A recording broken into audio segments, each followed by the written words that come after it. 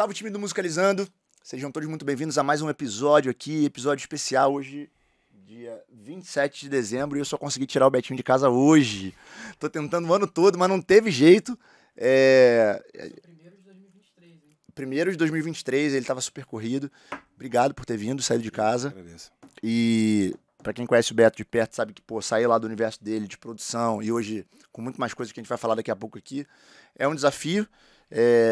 E hoje, pra vocês terem ideia, tá todo mundo de recesso e a gente aqui gravando, porque é o único dia que eu acho que ele não tá com o telefone tocando sem parar. E a gente vai falar sobre um monte de coisa bacana, mas antes da gente começar nesse papo aqui, vou fazer um momento de jabá. Unvox, que é a nossa parceira, na música a gente sabe que é muito difícil ter gente que acredite, né? Acredite no D0, no dia que você tá começando. E quando eu comecei aqui com o podcast, eu liguei pra galera da Unvox, e eles super parceiros falaram, tamo junto, vamos nessa, a gente acredita no movimento, na música, em espaços para gerar diálogo, e estão com a gente desde o início.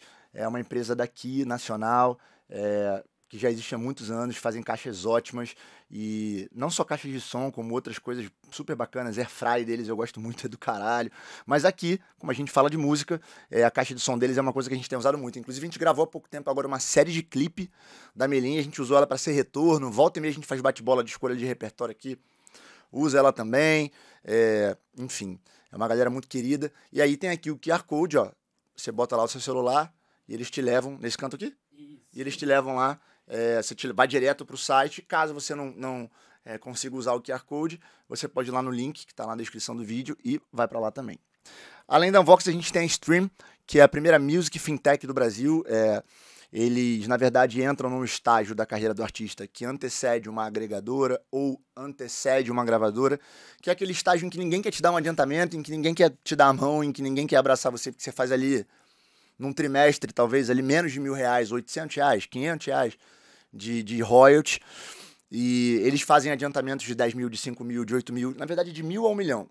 Mas o que é mais bacana nessa história toda é que eles acreditam num artista que talvez pegar ali R$500, R$1.000 num trimestre não vai mudar nada, e esse cara pode pegar 10 mil de uma vez e não ficar preso, e ele só fica preso à medida que aqueles fonogramas, né, que ele gravou, é um papo complexo, fala de fonograma, de repente vocês não vão entender, mas lançou uma música ali, o cara, ele precisa ter o contrato durante o tempo que aquela música tiver para voltar o que foi adiantado. Acabou, ele segue a vida dele. E ele pode lançar outras coisas por fora, e esses fonogramas que ele lançou até então ficam ali até que se pague. Cara, é uma parada que parece complexa, mas não é. No link da descrição do vídeo vocês conseguem entrar, tem uma explicação enorme sobre isso, tem um episódio inteiro sobre isso, tem uma aula inteira sobre isso, porque realmente é uma coisa muito bacana pra quem tá começando. Eu tava na academia hoje e tem um molecão gente boa pra caramba lá, que ajuda a limpar, e ele veio falar, pô, eu vi lá teus vídeos e como é que eu começo? Porque eu não tenho dinheiro nem pra, alugar um estúdio. E às vezes, cara, realmente parece loucura o que a gente tá falando, mas às vezes você não tem mesmo seus R$300 ali pra você poder, cara, alocar um estúdio de R$60 a hora pra você poder botar a tua voz. A gente vai falar muito sobre isso aqui com o Beto, que trabalha com música há anos e já viveu todas essas etapas. E ali você consegue fazer um diagnóstico de carreira na Stream, que é gratuito. Você bota lá o seu login do Spotify, do YouTube e do Instagram, e se você não tiver os três, você bota o que você tiver. E aí ele te fala em qual estágio de carreira você tá e se você tá elegível ou não para esse adiantamento. E o adiantamento não tem a ver com diagnóstico diretamente. Pode ser uma evolução, caso você esteja elegível, mas se você quiser entrar lá para fazer apenas o diagnóstico e sair, cara, que legal, eu tô aqui no nível 3 de 10. O que eu preciso fazer para sair daqui? Eles te dão, o algoritmo já dá para você alguns caminhos. Você consegue ter esse papel para apresentar para tua família, para apresentar para um amigo que quer botar uma grana no teu trampo, para você mesmo poder entender para qual caminho você vai. Então é muito bacana, é gratuito, não é miguezinho. Então entra lá, faz o diagnóstico de carreira e você não tem obrigação nenhuma de seguir para esse adiantamento, caso você queira só o diagnóstico. Beleza? Caso você queira, esteja elegível, chama os caras para conversar lá no WhatsApp, nos canais de comunicação, no telefone, no e-mail. Eles vão marcar um Zoom, vão te explicar tudo. É muito bacana. Eles já têm mais ou menos uns R$20 milhões alocados aí em artistas pequenos que estão começando. E realmente não é só pela grana que eles estão aqui, não é só por apoiar, porque realmente eu acho que é um complemento a tudo que hoje tem aí no mercado. E dito isso, feito o momento de jabá, vamos pro papo. Beto, obrigado mesmo, cara, por estar aqui. Isso, agradeço. Vamos falar de música. Vamos nós. Me conta aqui, cara, como é que começou a tua vida? Na música. Então, minha vida da música começou dentro de casa, né? Meu avô compositor, minha mãe, minha tia, back vocals, tinham sido artistas do Trio Ternura, minha mãe, minha tia e meu tio. Foi o Trio Ternura, ganharam o Festival da Canção junto com o Tony Tornado, nos anos 70, com o BR3. No ano seguinte, ganharam sozinhos com o Kyrie. Depois o Trio Ternura virou Quinteto Ternura. Depois acabou e elas se transformaram em... Você tinha quantos anos? Não era nem nascido, nem nascido. Tá. E depois elas viraram back vocals, né? Minha mãe e minha tia. E trabalharam com todo mundo, cara. Com Marisa Monte, com Alcione, com Cazuza, Tim Maia, Beth Carvalho, Sandra de Sá. E eu ia pros shows com a minha mãe. Criança, eu ia pros shows. Aquela turnê do Cazuza, famosa turnê do Cazuza no Canecão, ele magrinho, de branco. Histórica. Tava lá todo dia assistindo aquele show. Assistia mesmo? Todos os dias. Isso eu nunca soube. Assistia aquilo aí todos os dias da minha vida. Quando eu era criança, de quinta a domingo era a turnê. E mesmo que você fosse muito pequena, você entende que hoje isso daí tem um impacto gigante na tua vida? Gigante. Foda. Eu assisti, era um show do Cazuza, obviamente com toda aquela questão da vida dele, que estava acontecendo. Um dos maiores nomes da música brasileira. Um show dirigido pelo Ney Matogrosso. Caralho. Olha que impacto. E minha mãe fazendo parte daquilo, minha mãe e minha tia fazendo parte daquilo, Jurema Jussara. E eu assistindo. E, pô, foi magnífico, assim. Assisti o Tim Maia ao vivo. Criança, cara. Na matinê eu ia lá. Tu lembra? Lembro. Vitória Régia, a banda Vitória Régia, que é uma banda extremamente falada, né? Que a banda do Tim Maia era uma marca, né? Sim, Era sim. Jorge Ben com a banda Zé Pretinho, Tim Maia com a Vitória Régia.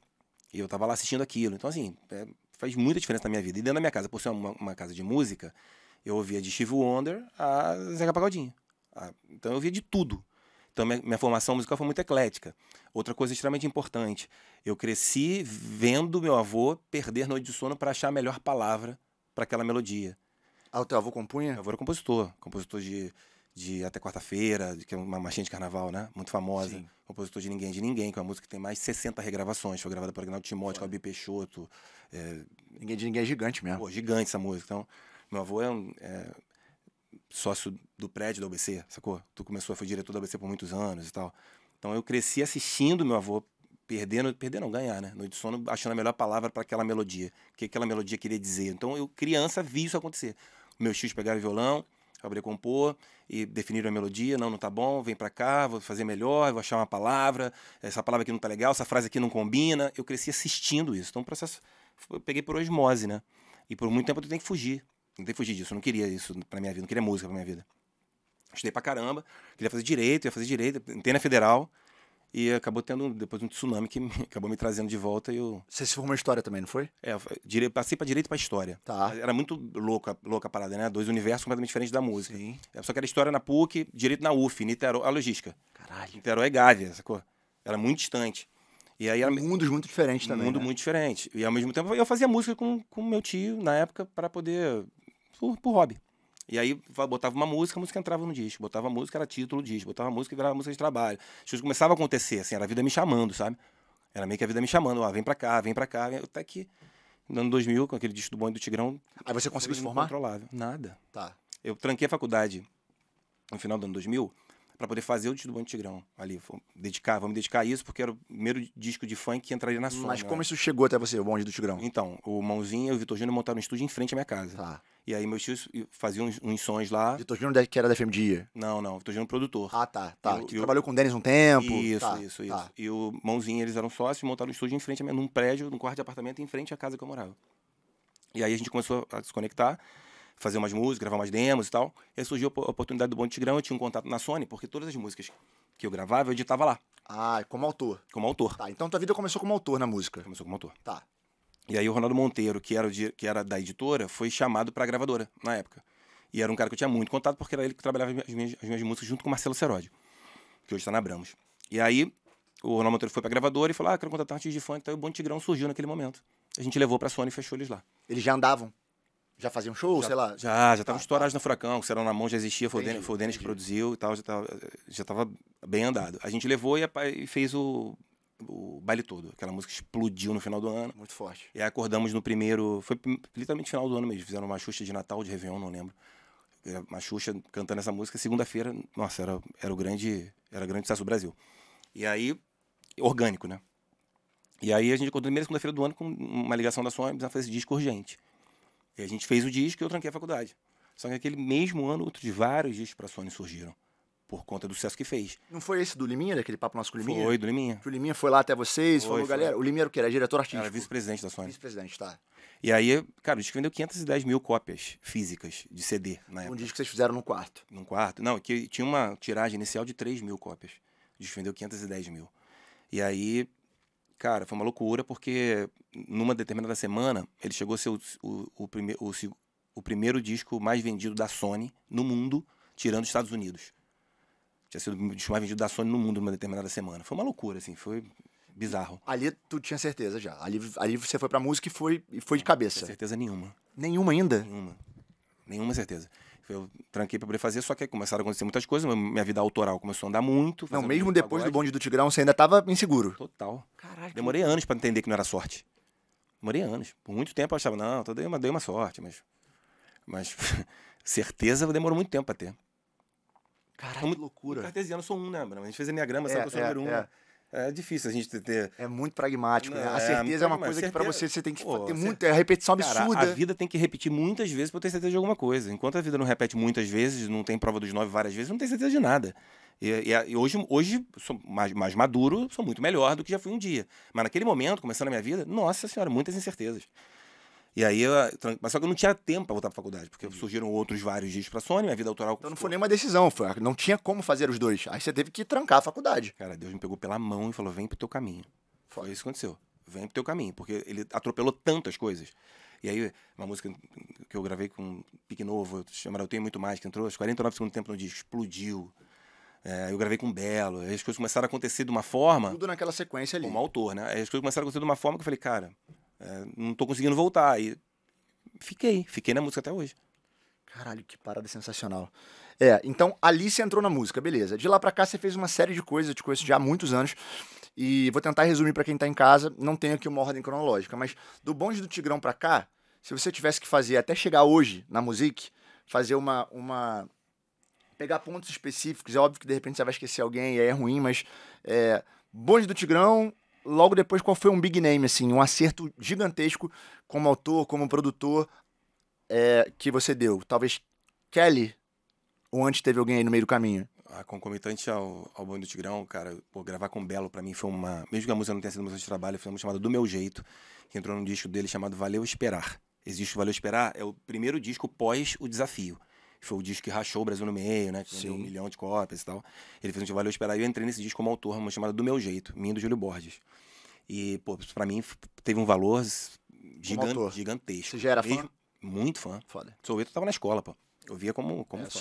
Soweto é inexplicável mesmo, aquele disco de Soweto. Pô, aqueles discos, são 2, né? Infelizmente... São 2 ali? Tiveram 2 discos ali. E aí, pô, eu comia com farinha, assim. Eu era muito fã. E aí gravei com o Belo em 2002. Pra mim foi uma grande vitória. Mesmo que não tenha sido música de trabalho, mas foi uma grande vitória.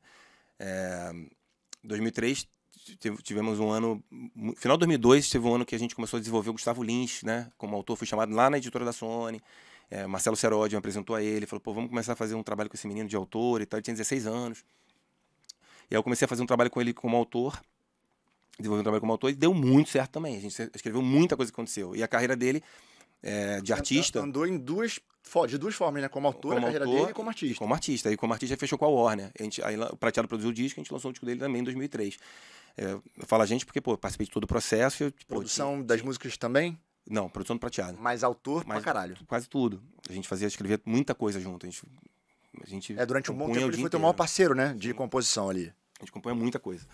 E aí foi um grande acerto também, ali, final de 2002, edição em 2003.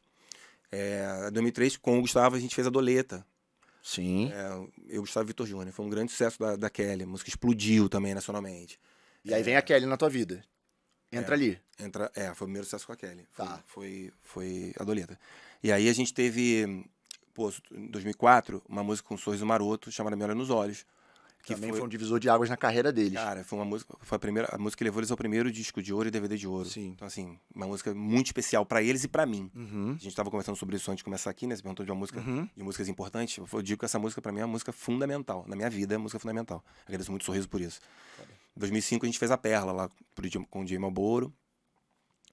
Saindo pela Deck Disc, mas era Link, né? Que era o selo do Malboro. Uhum. E também foi explosão nacional. Foi muito forte. E a Perla você produzia também, musicalmente. Sim, eu Além de Mozinho. compor, produzia. Você e o irmão. Mozinho. Tá. Eu, Mozinho e Tonhão, a gente fazia tudo junto ali. Na Kelly você chegou a produzir também? Cheguei. A gente fez Escuta Aqui Rapaz, um single. Quem produzia a Kelly mesmo era o Cuca. O Alba era o Cuca. A gente fazia músicas pontuais pra ela. Compunha como compositor, entrava bastante. Como produtor, uma coisa ou outra. Então, Escuta Aqui Rapaz foi uma música que a gente fez. Mas já foi depois, foi em 2005. Já na Perla vocês pegaram o processo do zero. Zero. Do zero que eu digo de produção zero. todo, de Não, do concepção artística, tudo. Total do zero. Tremendo Vacilão, quando a gente fez pra poder mostrar pra ela, não tinha uma música gravada. Então você acha que a Kelly foi um ensaio? Um ensaio no bom sentido, assim? Foi ela que desbravou esse universo em que as mulheres começam a falar de coisas que não eram faladas. Óbvio que, pô, se você voltar no tempo, já tem muitas outras mulheres que faziam isso, mas eu digo nesse intervalo aí, nesses 10 anos, nessas 2 décadas aí. A Kelly, depois veio a Perla, que você também... Aí você botou a mão de vez mesmo, né? Se você falar do mainstream, né, do pop, assim, beleza. Ou funk com profissão de pop. Pode falar da Kelly, pode falar da Perla, mas não tem como a gente não falar da Tati Quebra-Barraco, né? Verdade. Teve música na novela. Boladona foi música da novela da Globo. A Tati, nessa ordem cronológica, ela tava onde? Depois da Kelly, antes da Perla? A Tati é anterior à Perla. Tá. Quando a gente fez Tremendo Vacilão, Boladona já era hit. Né? E tem Valesca com a Gaiola na época. Verdade. As Popozudas. Então, assim, obviamente elas foram fundamentais. A Cacau, né? Já é anterior. A Cacau do Marcinho, né? do Que Marcinho, cantava com o Marcinho, né? Na música, e depois Exatamente. tem a carreira dela. Exatamente. São mulheres extremamente importantes para o processo como um todo, porque existia um problema no Brasil, né? De mulher não conseguir se expor, né? De falar de igual para igual com o homem. Até hoje a gente ainda ouve uma coisa, a mulher tá falando isso, mas a mulher pode falar o que ela quiser, né? Sim, o que quiser, óbvio. E esse acho que foi um grande marco, assim, a Kelly colocar o Marcelo Novaes sentado numa cadeira e cantar baba pra ele, porque agora que eu cresci, você quer me namorar, mas eu não quero mais você. Isso é foda. Botou o cara sentado numa cadeira, rebolando pra ele. Pois foi fundamental pro processo da música brasileira, Acelerou muito. né? Muito. Foi muito importante. Assim, ela desbravou um mercado gigante, um mercado que era fundamental que acontecesse, já estava no mundo inteiro. E o Brasil ainda, não, a mulher canta musiquinha de amor, sofre pelo homem e tal. Então, ela desbravou e fez muito sucesso. Exatamente porque tinha um espaço gigante para isso poder acontecer, as mulheres já estavam mais que na hora de ter esse tipo de voz. Foi bem importante, assim, aquele dentro do pop fazer esse tipo de som. E naquele momento você, que convivia e estava dentro do processo, você entende que teve um percentual, uma pitada de coragem dela, ou ela só tava indo na onda? Tipo, vambora, vocês estão falando pra eu gravar, vambora. Ou ela tinha essa consciência? Cara, não tem como você vender uma história como essa e ser uma mentira. Tá? Não tem como ela vender uma história como aquela e não ser a verdade, não ser aquilo que ela quer dizer, ser aquilo que ela quer contar. Obviamente ela teve um produtor, obviamente ela teve uma gravadora, teve pessoas que por trás... Que ajudaram, né? Que ajudaram, que desenharam, um processo de marketing, o Cuca que fez um som muito bom, o Andinho... Que era a verdade dela, indiscutivelmente. O Andinho que compunha as músicas maravilhosamente bem. Andinho? Andinho. Junto com o Latino. Mas impossível a Kelly vender aquilo com tanta propriedade, com tanta verdade, se não fosse o discurso que ela queria dizer, sabe? Verdade. Não dá pra vestir essa carapuça, não tem dá. como. Nada que chega num auge tão grande como a Kelly chegou, se não for muita verdade. Então, e seguiu, né? Seguiu muito tempo. Muito tempo. Então, assim, ela era verdade. Era o que ela queria dizer, era o que ela acreditava, era a mensagem que ela queria passar, era o mercado que o Brasil precisava. Naquele momento, o pop do brasileiro precisava desse tipo de mensagem.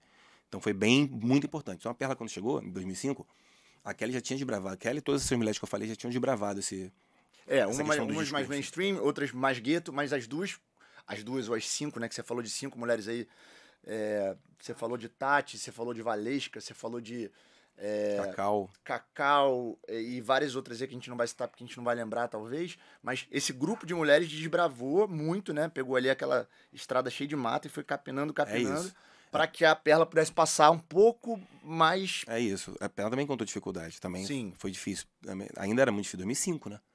Então, estamos em 2022, isso não é pauta, imagina em 2005. Era muita pauta, mas assim, música mais tocada do Brasil, Tremendo Vacilão foi um grande sucesso, música na novela, né? Aí cantou Depois do Amor, que era uma composição do Naldo, que o Belo regravou, o Belo cantou, gravou com ela, então ela, arrebentou na rádio, foi uma das músicas mais tocadas do Brasil daquele ano, enfim, foi sensacional. Falando de música importante, música mais tocada do ano, eu não posso esquecer de Opções. Caralho, essa foi muito forte. Opções, Gustavo, né? Não, na verdade o Gustavo regravou no DVD, mas ela foi gravada por um grupo de campo chamado Os Moleques. E essa música com os Moleques foi no Brasil, em 2003, a música mais tocada do ano, só perdendo pra Velha Infância, que era Tribalistas e música de novela da Globo.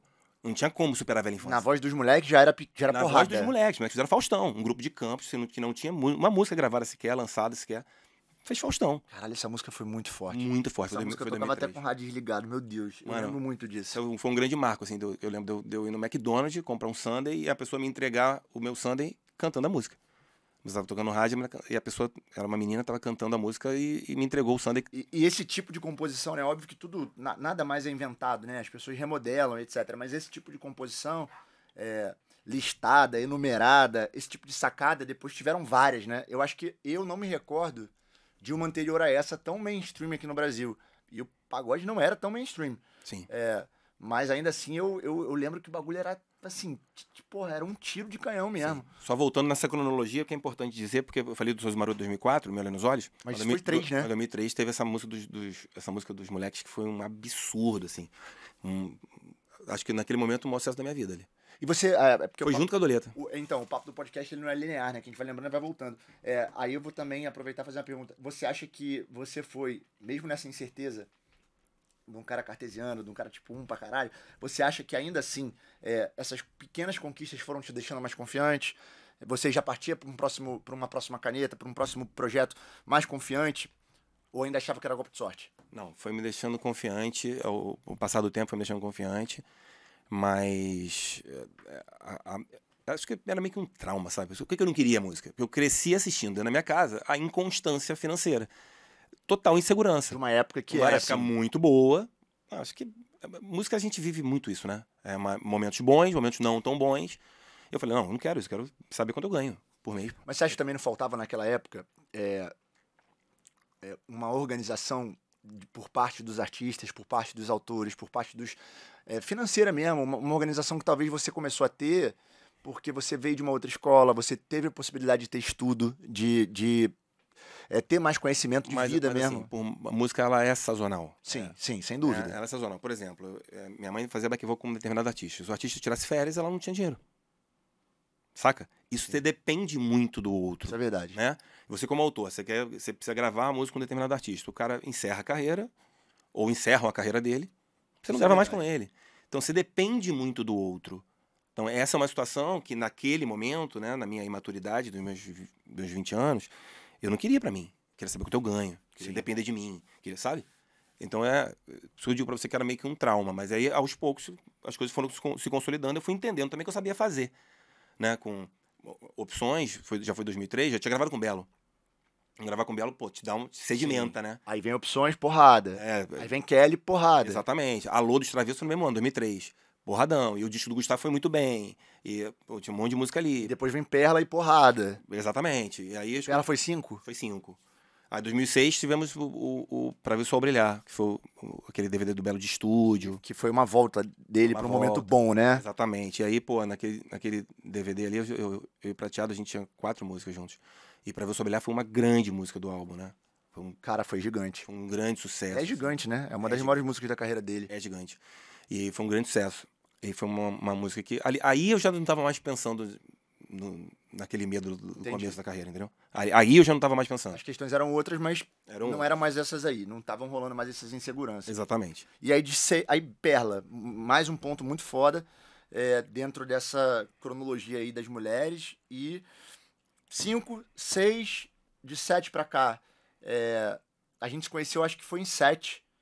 Bruno Miguel, né? 6, no Bruno Miguel, que eu fui lá e a gente fez um trampo com o Bruno. E logo depois o Bruno parou de cantar e aí você falou, cara, não, vambora, você vai viver disso. E a gente pegou o Adriano Ribeiro e começou a produzir o Adriano. E aí depois a gente foi ficando. Aí veio Sapão, Anitta, e eu queria que você falasse um pouco disso. Aí a Anitta já veio com a base mais... cara, eu já diria que com o Asfalto, né? Então, na parte feminina, sim. A gente falou aqui de referências femininas que tinham esse tipo de discurso. Agora vamos falar do funk? Sim. Aí pra Anitta chegar, como ela chegou, teve um anterior a ela, a gente teve alguns expoentes do funk que cumpriram uma função de pop. O Naldo, por exemplo. Exatamente. Aí não tem como a gente não falar de Claudinho Bochecha, né? Foi fundamental. Talvez precursores, né? Desse movimento pop-punk. Claudinho Bochecha... Anteriores ao Bonde do Tigrão, bem antes. Anos 90. Anos 90. Tava literalmente na escola. Eu lembro que eu tava no PH, eu fazia pré-vestibular no PH. Aí eu, pô, não existia nada que existe hoje, né? E aí eu lembro de um menino falando assim, ele tinha carro. E aí ele falou assim, acabou a aula, tipo, meio-dia, e falou, porra, vou logo pro carro, mano, quero ouvir música nova do Claudinho Bochecha. Que vai tocar. Vai tocar. Foda. Era Quero Te Encontrar. Porra, gigante. Isso me marcou pra caramba, nem pensava em trabalhar com música. Isso me marcou pra caramba, assim, sabe? Pô, música sensacional, um trabalho fantástico do Memê, né? O Memê fez com eles. Mas eles também eram muito especiais, né? Eles Muito escreviam, encantavam, se colocavam de uma maneira... Muito O Bochecha é muito especial. Muito especial. E aí, cara, Claudinho e Bochecha fizeram esse processo e teve o Naldo também. Indiscutivelmente, que fez aquele DVD no Citibank Hall na época. Era Também, Citibank Hall na também época. foi uma quebra de paradigma total. Um DVD gigante, com LED, com estrutura, com dançarino. No momento, um palco, no momento do funk, inteiro. ele foi também muito à frente do tempo dele, né? Muito à frente do tempo, Eles inclusive produziram tudo ali, né? aquele DVD, Musicalmente aquele DVD artístico inteiro, também, né? Aquele DVD inteiro. E aí Que Mas- também estourou música atrás de música ali, né? foi uma sequência, né? Na Veia, ele teve Chantilly, aí teve Exagerado. Tinha a caneta de Meu vocês Corpo também? Que é Você. Na Veia é uma composição de todos nós juntos. Foda. E foi pô, bizarro. assim. Inclusive, levando pro lado da produção musical também, né? Tinham coisas muito à frente do tempo ali também, né? Muito Então, pops. Então, cara, na Veia quebrou um grande paradigma, né? Porque o funk era tamborzão. Naquele momento era o tamborzão.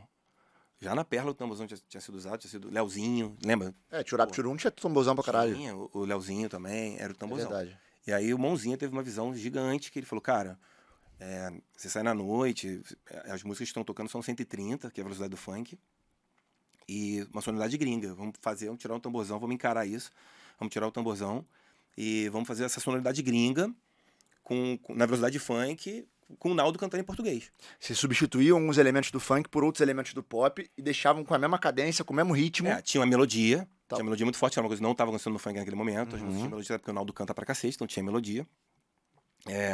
Em relação à produção, o tamborzão saiu, né? Mas era a velocidade de funk, tinha elementos de funk, mas o funkeiro não se identificava. Quando eu vi aquilo, o funkeiro já estava no baile, Uhum. pô, tudo que tocava era diferente daquilo. Então era um corpo estranho. A gente ouviu muito, não vai estourar, não vai dar certo. Levou um ano pra essa música pegar. E o Naldo, naquele momento, aceitou também porque ele tinha perdido o Lula, né? O irmão dele. Sim, lembro. E aí ele aceitou, ele encarou porque, primeiro, que ele é um cara talentoso, segundo, que ele sonhava muito chegar Nesse lugar, né? onde ele chegou, e que ele dançava, né? Era uma performance, era foda. performance, era uma coisa muito diferente do que estava acontecendo. E porque também naquele momento, quando ele perdeu o Lula, ele falou, pô, vou confiar em vocês e tal, e vambora. Baixou a guarda Encarou, total. baixou a guarda, né? E aí tudo aconteceu como aconteceu. E aí a Anitta... Era a época do Miami? Era o Miami, essa música? não era, Em divisão ou não? Não. Era muito Neo, cara. Eu lembro pra Muito caramba da Neo. O Neo música. tava explodido no mundo inteiro. E aí ele fez com Batutinha a Chantilly, depois a gente fez Exagerado, que era uma coisa meio Black Eyed Peas, né? Que era bem boa. Bem boa. Aí teve o DVD, Meu Corpo Que É Você, foi aquela explosão. No DVD tinha Monte de Chocolate e tal. Tinha umas 5 porradas sequenciais ali dele. Foi né? muito forte. E aí o funk começou a cumprir a função de pop, que eu costumo dizer, né? Cumprir a função do pop. O que é que eu cumpri a função do pop? Você não tinha artistas pop naquele momento estourados, lotando casas, fazendo shows gigantes, com vários dançarinos em cima do palco. Não tinha isso. Quem cumpria essa função era o pop. Era o funk, Era na o funk, época. desculpa. E É que isso vai muito de encontro com o que eu falo sempre aqui no Musicalizando e a galera bate no curso. Bate, mas depois entende. O pop no Brasil, ele não é um gênero, né, cara? O pop no Brasil, ele talvez seja um estado musical que alguns artistas se encontram, na minha visão. E nesse momento, o funk, ele ocupou esse lugar mesmo, assim como o sertanejo ocupou agora há pouco tempo, assim como alguns pagodes ocupam, assim como hoje, alguns traps ocupam. É muito difícil, você não tem aqui no Brasil. E se você olhar no mundo, você também não tem um movimento 100% pop. As boy bands beberam na fonte da black music. Então, não é só pop. A Rihanna não é só pop. Se você for num show dela, você tem muita música negra americana, muito black, muito... E aí, se a gente for entrar nesse papo, você vai ver que tudo começa lá na música negra americana, e aí é um papo muito cabeça. Mas o pop é difícil, né, cara? Eu recebo muito e-mail assim, eu quero ser pop. Ser pop é um reflexo, né? Que pop você é? Porque o reggae é pop, Isso o aí. black é pop, o R&B é pop. O que é pop? O house é pop, o reggaeton é pop, É isso. né?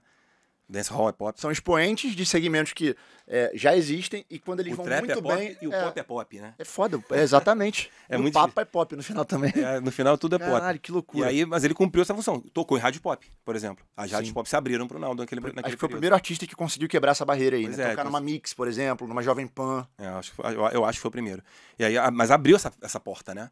E aí, a galera que veio na sequência já encontrou um mercado que tinha uma referência. Porque o brasileiro tem mais dificuldade, o nosso país tem mais dificuldade, não encontrar referência. Sim. Ah, tô trazendo uma coisa nova. Tá, mas quem foi que fez? Não é novo.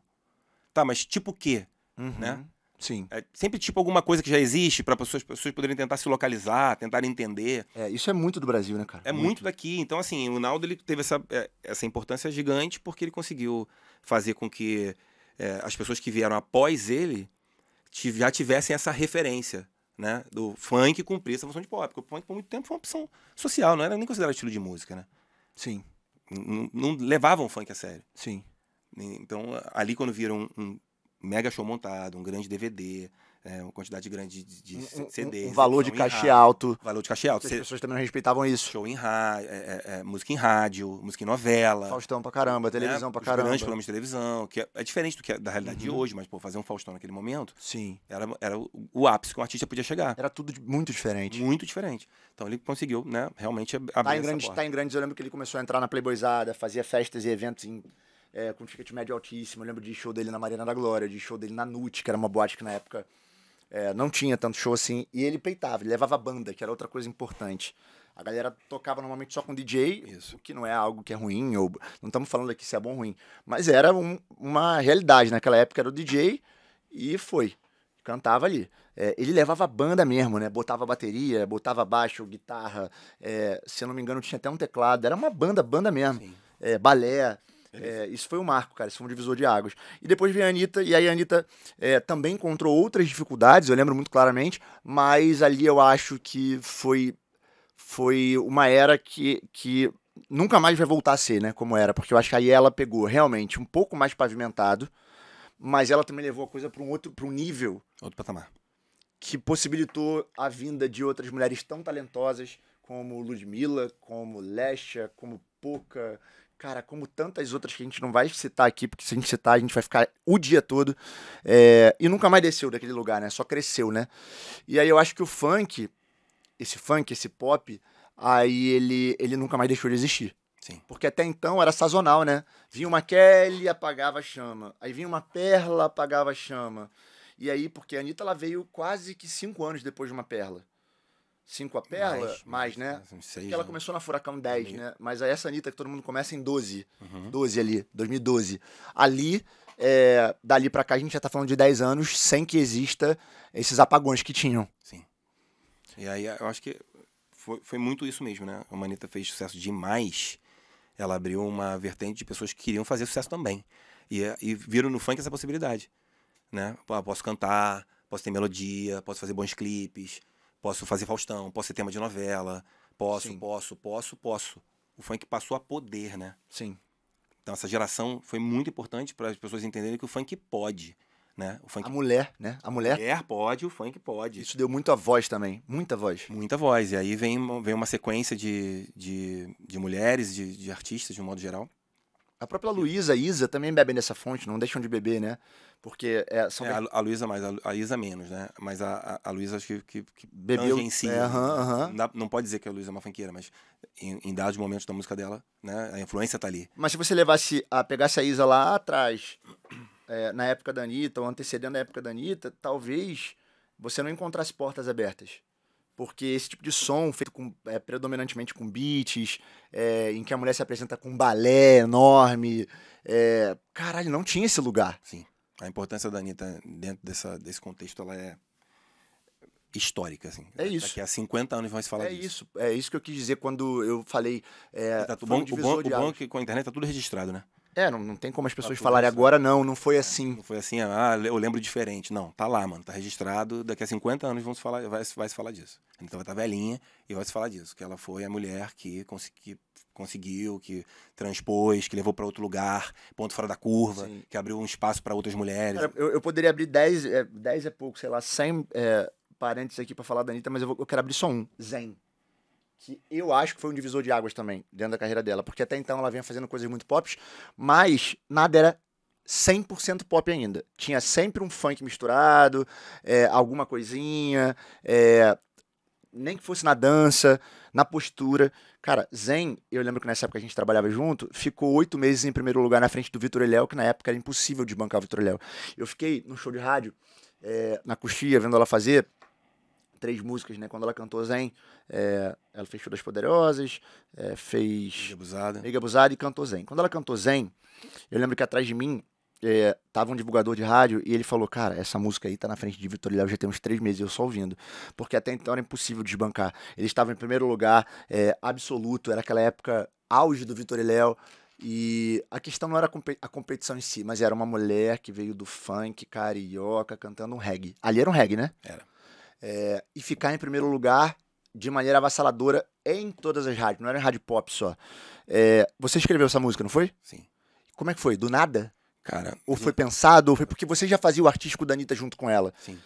Nessa época aí tem uma pergunta aqui que eu vou fazer e que você pode até explicar aproveitando. Existe uma diferença muito grande entre produzir algo e fazer uma direção artística. Claro, tem vídeo pra caralho na internet, de novo, a internet não mente, da Anitta junto com você e com o Mãozinha, eu tava no estúdio nesse dia, falando, cara, faz o beat assim, me ajuda nisso. Ela sempre foi muito presente, muito, extremamente. Mas vocês faziam uma direção artística, vocês conduziam. Sim. E como veio o Zen nessa história? Cara, a sequência de músicas da Anitta naquele momento, na pós-Furacão, foi Mega Abusada, a Show das Poderosas, foi o Porradão, Não Para, que era a dupla dinâmica de Show das Poderosas, ela era a sequência perfeita, e aí veio o Zen. A gente pensou num álbum, por que Zen foi a 4ª música de trabalho? A Anitta lançou um disco, né? E quando você lançava um disco naquele período ali, você pensava ao longo de um ano. O que a gente pensou lá junto? A Mãozinha, eu, ela, o Jefinho também. Não dá pra ter um o disco... participou muito desse processo. A composição de Zen sou eu, Jefinho e Anitta. A gente pensou, né? Que o Mãozinha também, na parte de produção musical, fundamental nesse processo. Não dá pra, ao longo de um ano, a gente ter todas as músicas em 130. A Anitta era mais rápida. O funk era 130, a Anitta era 133. Ela era sempre 3 pontinhos acima.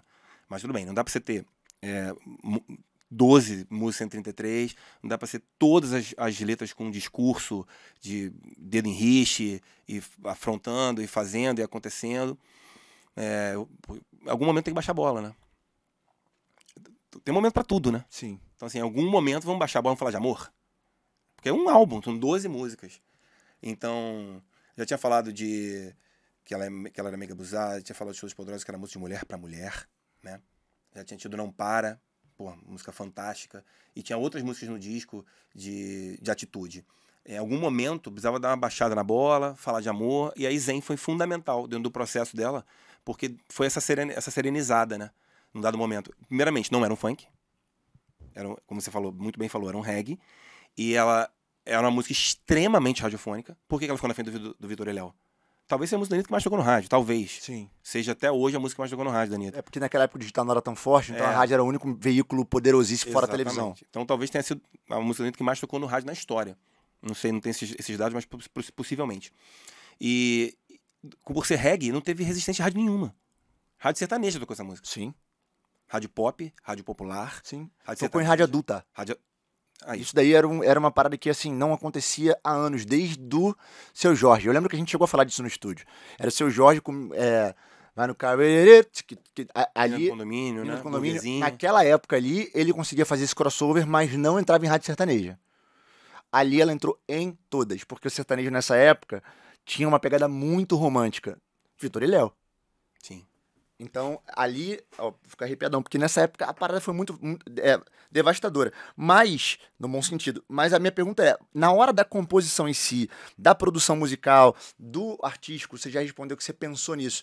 Tem essa parada do racional? Vamos por esse caminho aqui da música? Vamos... Existe isso? Então, a gente pensou numa música de amor e tava muito estourado Lazy Song, do Bruno Mars, que tem uma pegada de meio reggae ali. É verdade. Também. Né? E aí a gente se inspirou naquele clipe, naquela onda. O clipe tem nada a ver, tá? Mas a gente assistiu aquele clipe ali. Lembra do clipe dentro de um quarto? Claro. Todo mundo fantasiado e tal. Sim. As cadeiras andando de um lado pro outro e tal. A gente viajou naquilo ali. Falou, cara, vamos buscar uma inspiração para poder fazer um som que fale de amor, uma coisa diferente, que seja pop, né? Pra gente não ter que explicar, porque sempre que é o funk cumprindo a função do pop, você tem que explicar, né? Então é uma música que você não precisa explicar, que o cara ouve, beleza, entendi. Então o disco precisava ter um som assim. Então o Zen nasceu por isso. E a gente bateu com a Anitta, a distância tava com a agenda alucinada, né? Agenda louca. Aí a gente batia a distância, mandava pra ela, retornava, faz assim, faz assado e tal, e aí a música nasceu. Eu lembro que nesse dia, nessa época, E a ideia de fazer reggae foi proposital. A ideia de fazer reggae foi exatamente pra gente poder ter Esse crossover. essa porta aberta em todo e qualquer tipo de rádio. Foda. Eu lembro que ali não tinha mais como negar que ela era uma artista pop, porque até então existiam algumas resistências. Ah, ela não é, ela não é. Ali eu lembro que ela começou a fazer muitas coisas de marca, programas que não aceitavam começaram a aceitar, e aí o bagulho ficou doido. Cara, isso é muito foda. Chegamos até, passamos por Anitta, de Anitta existiram outras coisas grandes na sua vida, como o Nego do Borel, que você falou pra mim que é uma das músicas que há pouco tempo a gente teve junto num curso. Você falou, cara, Coração é uma das músicas que mais toca de todas que eu compus na minha história. É bizarro. Porque aí o Maluma regravou e por aí. E outras coisas que você já fez com a Anitta também, muitas coisas depois disso, como o Bang e tantas outras. De ápices, assim, Nego continuou fazendo bastante coisa com Belo, né? Ludmilla teve hoje, né? Foi uma porrada também, rasgou o Brasil ao meio. Porrada, Não Quero Mais também, foi com o Belo também, foi um porradão. Também botou ela também naquele momento cantar com o Belo, né? Mostrou que ela cantava, né? Sim. Porque a Ludmilla sempre cantou bem, sempre teve uma grande voz. Mas quando você pega um artista cantando funk, as pessoas tendem a menosprezar. Né? Então, quando ela cantou Não Quero Mais, que era uma música de amor, uma música romântica, cantando com o Belo, que é reconhecido como um grande cantor, as pessoas olharam pra ela como uma cantora. Verdade. Né? Mas a Ludmilla sempre cantou bem. Quando ela chegou no estúdio lá, a gente ficou impactado com a voz dela, com o potencial dela, com onde ela pode chegar. Ela é genial, ela é formidável. E Não Quero Mais mostrou isso, né? Cantando com o Belo ali naquele momento. Rádio pra caramba também. Todas as rádios do Brasil tocaram. Foi um grande sucesso. Então, assim, foi bem importante, assim, né? Não Quero Mais. Aí, na sequência, aí veio o segundo álbum dela, teve Bom. Bom também foi porrada. Muito. Já era uma outra proposta, já era mais lenta, né? Aham. Já era uma outra proposta. Pô, música fabulosa. Mas hoje foi o divisor, né? De águas da carreira dela. Né? Hoje foi. Hoje. Assim, quando a Ludmilla chegou pra gente, a gente fez uma música chamada Sem Querer, que é uma música dela, que foi assim, como se fosse o Mega Abusada dela. Entendi. Né? Foi uma transição. Foi uma música de entrada ali. Uma transição, porque as pessoas precisavam entender que o som ia mudar. Né? Foi pra Warner e tal. Vamos reposicionar, fazer um funk mais pop, né? Porque o teto da Ludmilla era gigante. O teto dela, o limite dela é o céu. Canta pra cacete, todas as condições, grande artista, no palco monstruosa, gigante, dança bem, e, porra, tinha tudo pra também ser mais uma que arrastasse multidões, né? Então o Sem Querer foi uma transição pra fazer som mais pop. Hoje foi a segunda música. Então já catapultou, né? Foda. Foi a segunda música dela. Foda. Nessa nova fase, né? Nessa fase que a gente... E já foi logo de cara uma porrada e aí a coisa já mudou muito pra ela, né? Ela foi tema de novela, entrou na Mix, Foda. entrou na Pan, aquele esquema todo. Foda. Golaço. Já entrou, já cumpriu a função de pop, já Exatamente. muito rápido. Já acelerou. Cara, chegando na música, porque senão eu acho que a gente vai ficar muito tempo, porque a tua história não dá pra contar num podcast, é muito detalhe, e você vai lembrar de muita coisa ainda. Chegamos nos dias atuais, quer dizer, aceleramos esse processo, né? Passamos por tudo isso, e aí de 2 anos pra cá, talvez pré-pandemia... Music? Não. Pós-pandemia. Comecei a falar sobre isso no meio do ano passado. Começou em janeiro. Music, como é que entrou a música na tua vida? Porque o Beto vem como autor, vem como empresário, vem como produtor, vem como... Cara, e agora também estamos falando de um Beto gestor, né? Parte de uma empresa que lida também com o mercado financeiro, que tem as soluções 100% dentro de casa, do nosso mercado. Queria que você falasse um pouco da Music.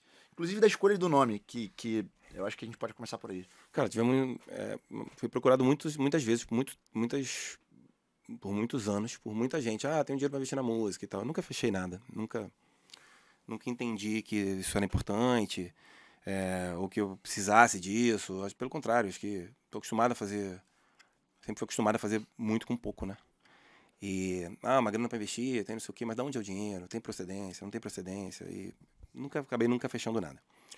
Aí, ano passado, um amigo comum me apresentou Daniel Lemos, que que é um cara que, a história dele na XP, pô, pegou a XP num determinado patamar, colocou em outro patamar, chegou a ser o segundo maior sócio da XP, vendeu a XP pro Itaú, e tal, e quer falar sobre música. Falei, tá bom, mais um desses aí. Fazer uma reunião sem nenhum tipo de expectativa, e quando chegou, o cara perguntou quais eram as dores. No mercado. Quais eram as dores do teu mercado? Eu falei, pô, que diferente, né? Que pergunta interessante. Eu falei pra ele, várias dores. Expliquei pra ele quais eram as dores. E aí ele começou a me traçar um paralelo sobre o que ele enfrentou com a XP quando ele chegou no mercado, e ele tinha os grandes bancos. Santander, Banco do Brasil, Caixa Econômica, Bradesco e Itaú. Como é que faz pra você estabelecer a XP nesse mercado? Era um grande desafio também, né? Enorme. Ele me mostrou um paralelo entre a música e o mercado financeiro que eu nunca tinha parado para pensar, até porque não é meu universo. Aí eu expliquei para ele quais eram as dores, ele me explicou as dores do mercado dele, como foi que ele fez. E pela primeira vez, cara, eu senti a possibilidade de fazer algo que fosse de verdade, assim, sabe? De, né, bota um dinheiro para pegar um dinheiro. Não é isso. É realmente constituir um mercado para poder curar dores e você aliar ao feeling os dados. Porque ele é um homem, não falar ele, né? Eles, o Daniel Lemos, o Bozelli, que trabalham com a gente, lá na música a gente tem uma galera muito forte de dados, que é dado para tudo, é planilha para tudo. Tudo se explica através dos números. E a música é exatamente o contrário. A música você só explica através do feeling. Às vezes você não encontra palavras para poder explicar. Então, o que eu acredito que seja a música? Aliar, e por que eu topei o desafio? Aliar dados ao feeling. Nem tudo é feeling. E nem tudo é só dado. Sim. Entendeu? Então é importante a gente aliar os dados ao feeling para a gente poder fazer uma empresa de música diferente, preocupado com as dores. E quais são as dores? Pô, várias dores. Dores de você ter fazer uma música para um artista e mudar a vida do artista. E como autor, você não muda a sua. Você catapulta, você ganha um dinheiro, você pode até sair do lugar, dependendo do tamanho do sucesso que a música fizer, mas você não muda a sua vida. Uma música no Brasil não muda a vida de um autor. E você muda a vida do artista. E às vezes o artista se descompromete com o princípio básico, de onde tudo começou, e aí ele destrói o seu trabalho. Porque essa música ele passa a ser rejeitado, a música passa a ser rejeitada junto. Então essa é uma grande dor que eu tenho. Porque acho que é um processo de condução, acho que o artista precisa de acompanhamento. Né? E eu apenas fazendo produção musical, eu sempre tentei ter esse diferencial de acompanhar meus artistas na medida do possível, de dar orientação, né? Toma tua música e vai embora. Já era assim. Sempre fui dessa forma. Dava a música e dava o caminho. A música faz isso. Vai na rádio e procura essa pessoa. Eu lembro que você nem sócio do Bochecha era. Sim. Você estava produzindo o DVD do Bochecha e você me ligou um dia e falou, cara, eu preciso que você me ajude a divulgar, porque o DVD tá com pouca gente. E a gente foi lá para Porto Alegre. Então, assim, não é sobre a minha pessoa, é sobre o Bochecha, é sobre você, mas é só para dar o exemplo que ali você não tinha a menor obrigação de ir além. Você só tava produzindo, porra. Não ia mudar, você ganhou o seu dinheiro, você botou as suas músicas, você produziu, mas aí você teve, você foi muito além. Você me chamou para ir lá divulgar, eu fiquei uma semana lá. É prova do que você tá falando, porque quanto melhor anda o artista, melhor anda as suas obras, a tua produção, o teu nome. Você já pensava assim. Só que você não tinha braços, talvez, para poder cuidar. Não tinha braço, é tempo, não tinha conhecimento, porque tem todo um universo de empresa. A música anda ao lado da música a informalidade, né? Nosso mercado é um mercado que é um mercado bastante informal. Mas quando você tenta formalizar, você encontra algumas barreiras, né? Porque as pessoas não entendem, então não tem esse conhecimento de empresa e tal. Na música, esse lado está absolutamente resolvido por eles. Essa era uma das dores. Tem outras que você tem na ponta da língua? Tem várias dores. Por exemplo, você tem uma divisão de um artista, às vezes você tem que ser repartido em vários pedaços. Né? A música entra, um artista vai fazer uma ação para um comercial.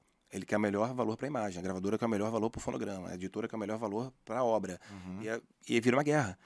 Chega um momento de você colocar um artista na rádio.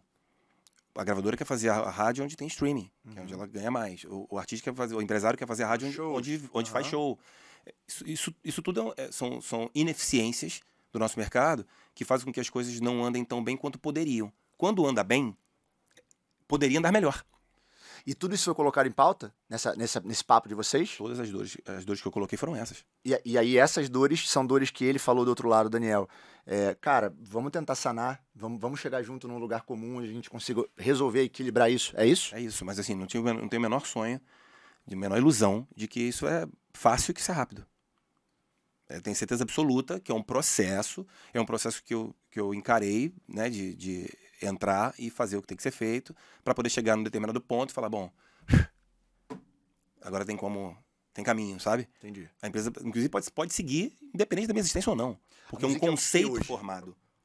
Hoje a música é uma empresa de Música e tecnologia. música e tecnologia, tá? Em que vocês fazem distribuição, gestão de carreira, produção musical, Tem um estúdio próprio, que é uma coisa hoje rara, né, nas Sim, gravadoras, né? sim. Tem estúdio próprio.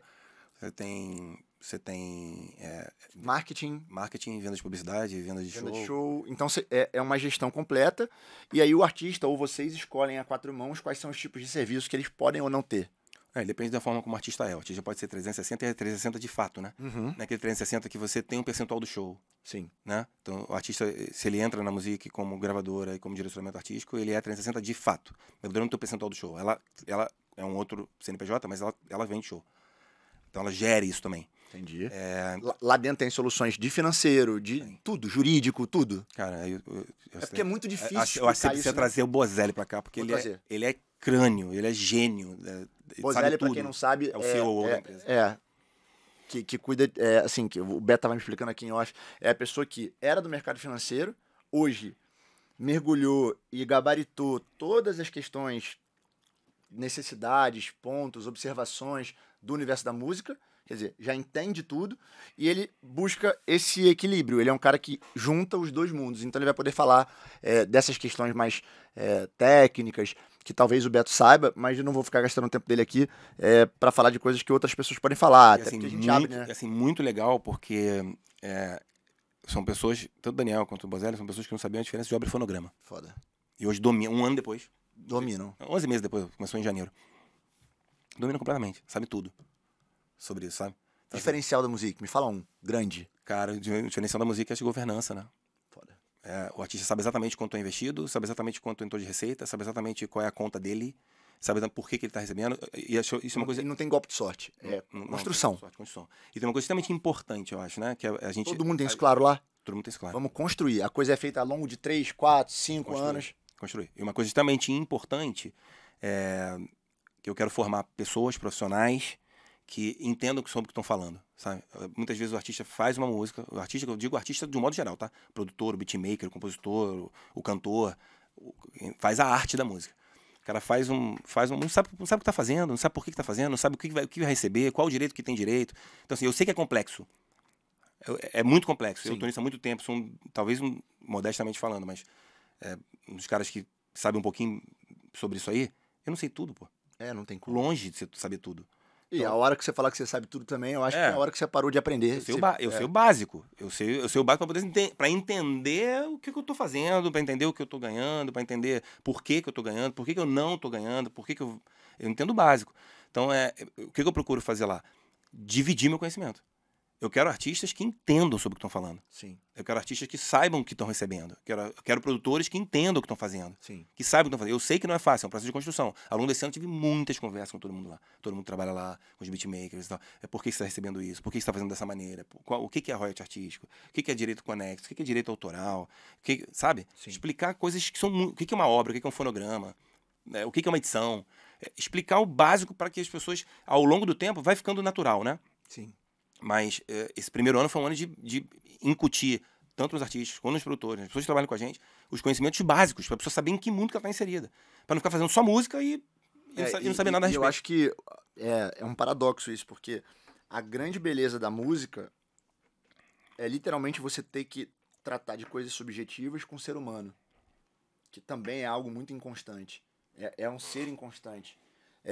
Mas ao mesmo tempo, essa é a beleza, mas ao mesmo tempo, essa é uma questão muito desgastante, porque você que vivia num aquário, no estúdio, produzindo, compondo, era você com teu parceiro, era você com você, era você com o artista. Hoje ter que ficar virando várias chaves e tratando com várias pessoas e ensinando é muito cansativo para você? Você teve que se remodelar completamente? 2022 foi um ano muito difícil para mim. Muito difícil, muito trabalho, muita reunião, porque assim, eu me alimento de fazer música, né? O dia é bom pra mim quando no final do dia eu fiz uma música boa. Aí o dia é bom pra mim. Então foi o ano que eu menos compus na vida. Talvez o ano que eu mais tenha feito reunião e que eu menos tenha feito música. Então, mas foi necessário, né? Assim, o segundo semestre eu fiz mais música que no primeiro. primeiro semestre de 23, fazer mais que no segundo de 22. E assim sucessivamente. Mas eu não tinha ilusão que eu ia começar uma empresa do zero com pessoas de outro mercado. E, obviamente, tudo ia precisar de mim. Hoje, muitas coisas não precisa nem falar comigo. Você já sabe como é que funciona, já sabe como é que faz, qual é o processo, já passou por isso, então já entende, já sabe com quem fala.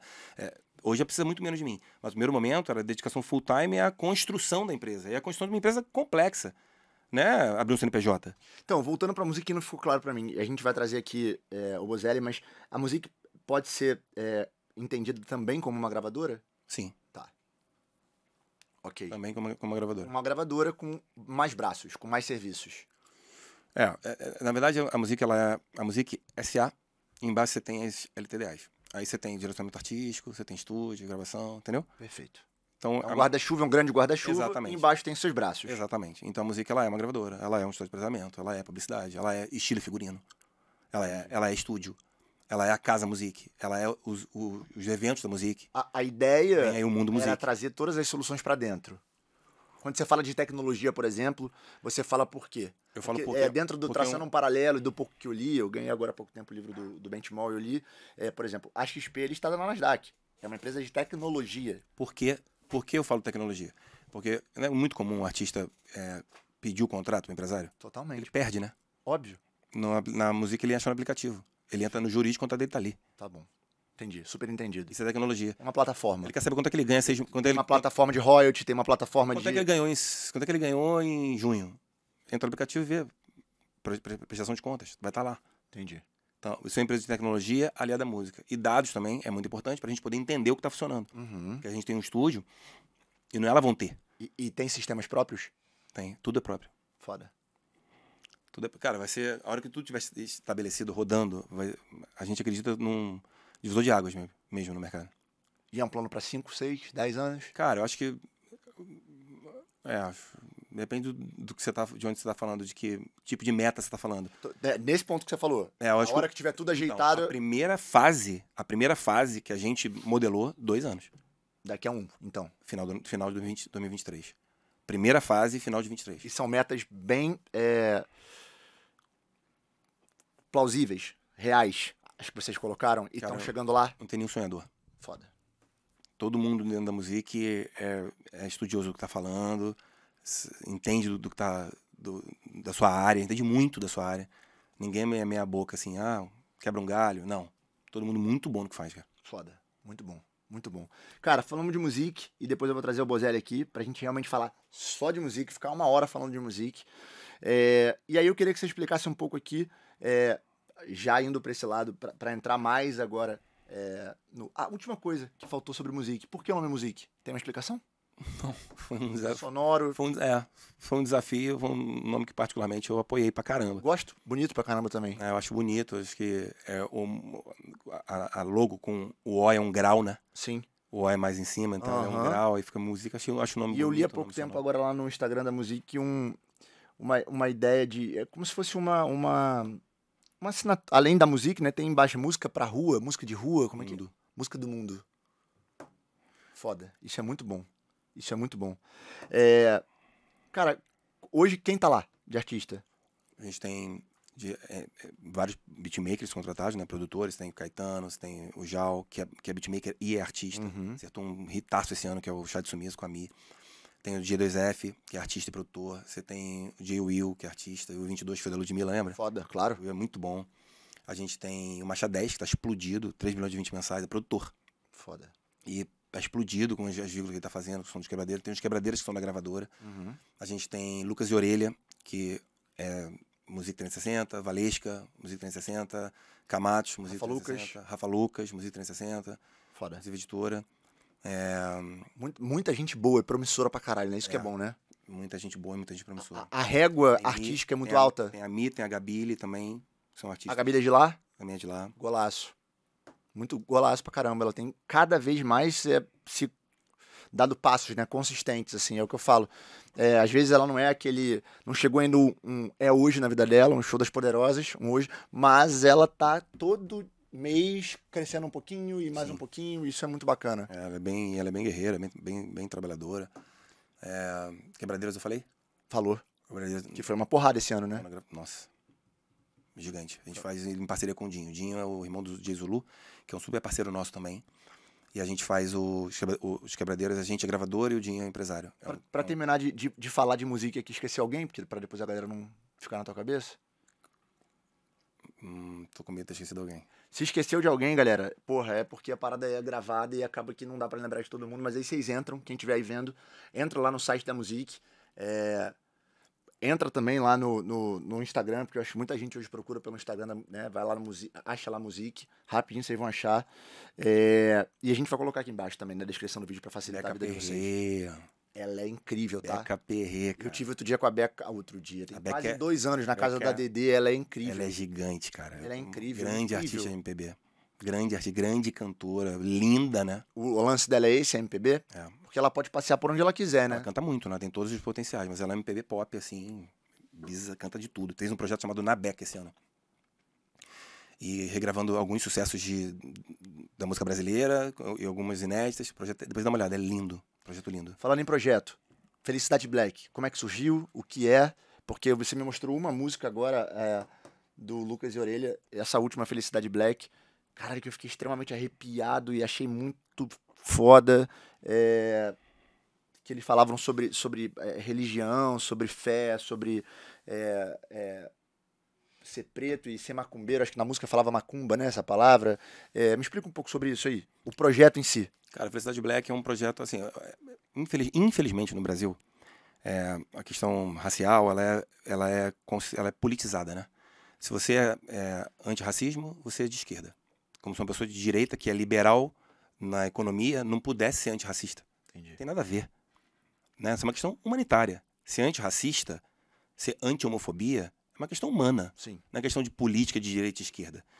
E, infelizmente, no Brasil, as coisas foram, né, que a gente viveu nos últimos anos, né? foi para esse lugar aí de achar que, para você ser antirracista, tem que ser de esquerda. Não faz o menor sentido. Então, a gente quis trazer esse assunto, que é um assunto extremamente importante, e trazer de uma forma leve. Então, assim, músicas que têm um cunho racial, sim. Felicidade Black foram cinco músicas no primeiro ano. Esse ano teve uma música, ano que vem a gente quer fazer um projeto bem maior. Ampliar com discos, não só com músicas, com participações de artistas pretos, mas a gente quer ter palestras, discussões. Muita gente envolvida? Muita gente envolvida. No Felicidade Black. A gente tem o Jonathan Raimundo, que é um historiador especializado em cultura preta, em história preta, que é um cara genial, que ajuda muito a gente nisso. Tem no Facebook do Lucas Orelha, no ano de 2020, a gente fez umas rodas, a gente chamou uma galera bem interessante para poder falar, chamamos a Catiúcia, o Jonathan Raimundo está lá também, a gente tem o Rodrigo França, eu cheguei a ver alguns. Uma galera, a Arielle participou. Eu vi então, isso. Então, cada um dando a sua experiência em relação a isso, que é um assunto extremamente importante, né? O nosso país muitas vezes varreu para debaixo do tapete, muitas vezes escondeu, deixou em segundo plano. É uma questão extremamente importante que a gente achou que a música é uma forma mais natural de comunicar, né? Então, a gente tem músicas que têm um tom de protesto e outras têm músicas leves, mas que o assunto gira em torno dessa questão. Por que o nome Felicidade Black? Porque esse assunto, ser preto é ser feliz, pô. Né? O assunto não precisa o assunto, o racismo, ele é complicado, é crime, né? É difícil a gente passar por isso. Mas ser preto é ser feliz. Então, Felicidade Black, a gente quis exatamente trazer a leveza que o assunto precisa para tocar as pessoas de uma maneira mais fácil. E aí, Felicidade Black, se você ouvir as músicas, você vai ver umas mais densas, vai ver umas mais leves. Felicidade Black 1 é uma música super dançante. Entendi. Por exemplo. Participa Lucas Orelha, Zulu, Beca Perrê e Rafa Lucas. A música é super dançante. Tem uma que é mais intensa, que é mais... A 5, na verdade, Black 5, só com o Lucas Orelha canto. Ela essa última. É mais protesto. Essa última é desse ano. 5 é do primeiro. Foram 5 no primeiro ano e uma desse ano. Desse ano é bem protesto também. Desse ano pé na porta. É bem protesto. Mas tem umas que são mais leves. Então, assim, o Felicidade Black, ele é abrangente. A ideia do Felicidade Black é isso. A gente trazer essa discussão à tona de uma forma abrangente, tocar as pessoas numa música de protesto, tocar as pessoas numa música dançante, tocar as pessoas numa música de amor, porque é um assunto que a gente precisa exteriorizar, né? A gente precisa que... não é só preto que precisa ouvir sobre isso. Acho que pelo contrário, acho que é importante a gente ter uma consciência de antirracismo no nosso país.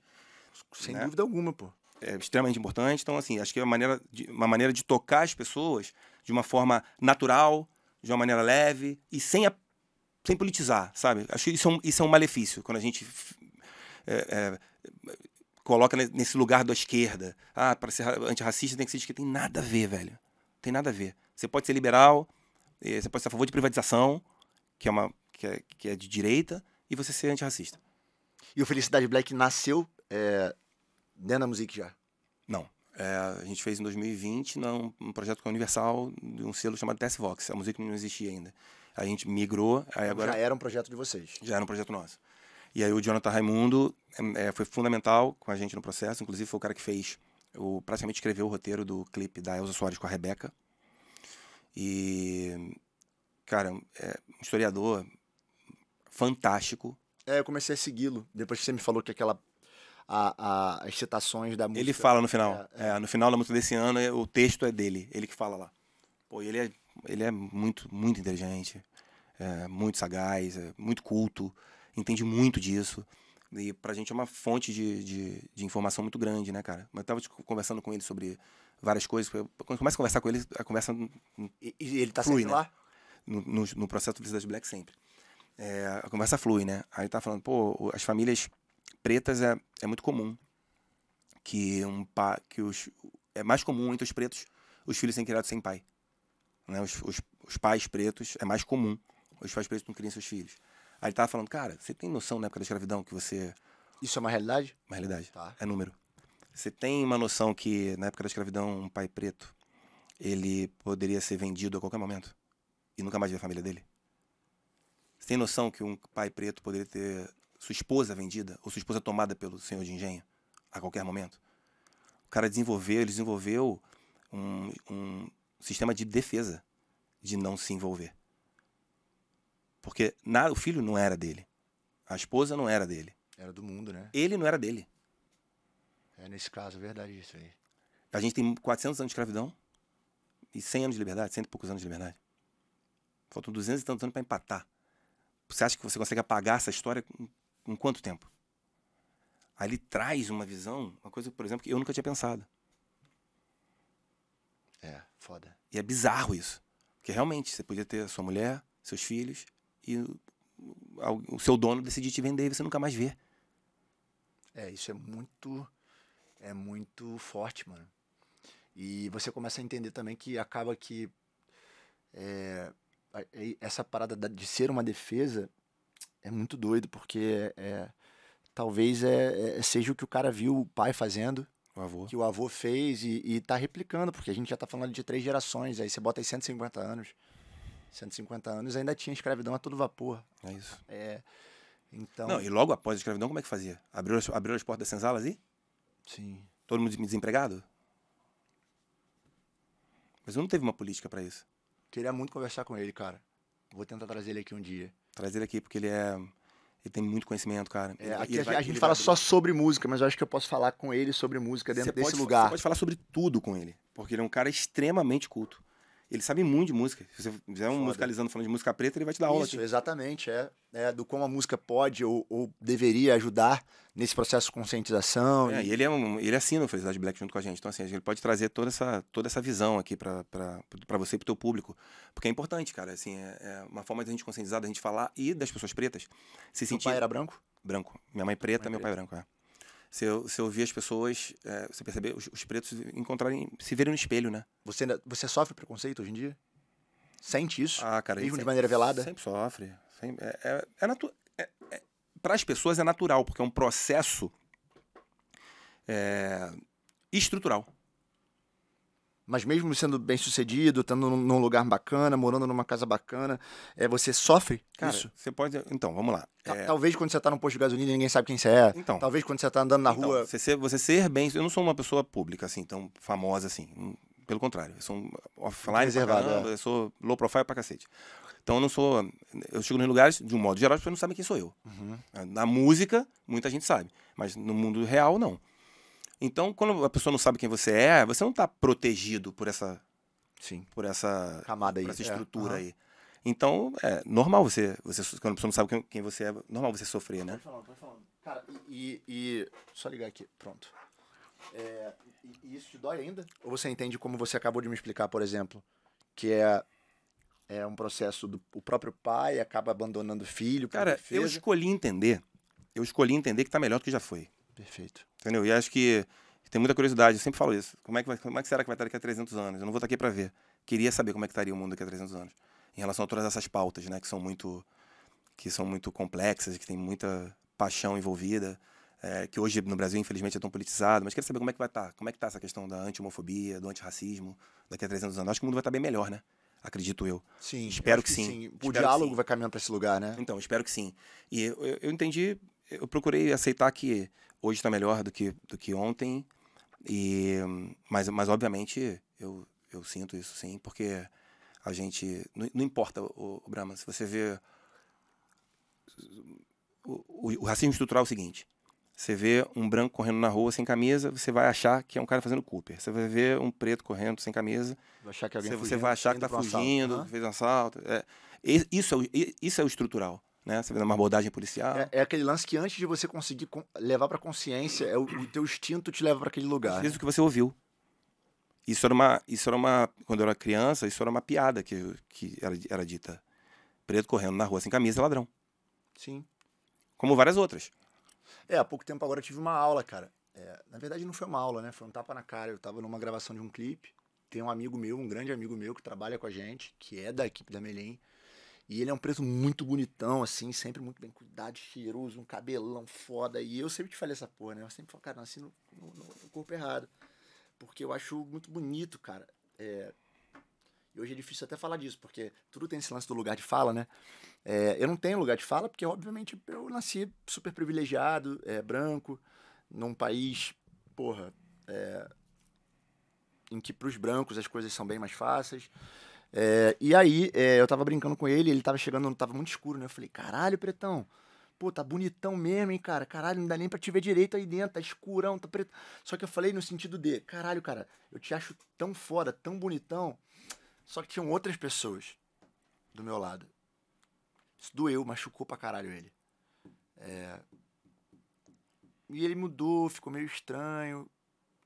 Aí falou com alguém que veio falar comigo. Cara, eu não deixei a parada crescer. Eu fui nele, chamei ele num canto, pedi desculpa na mesma hora, levei pro diálogo. Falei, irmão, desculpa. Realmente, pô, eu não me liguei, porque pra mim é tão natural. A gente já tem uma amizade, perdão, no dia seguinte liguei de novo pra ele. Então eu acho que esse lugar, cara, do diálogo, que é o que eu tive com ele, ele falou, irmão, eu, sendo preto, aprendo todo dia. Porque pra mim, também é difícil pra caramba, cara. Às vezes eu falo coisas que eu machuco um outro amigo meu. E te machuco. E te excluo.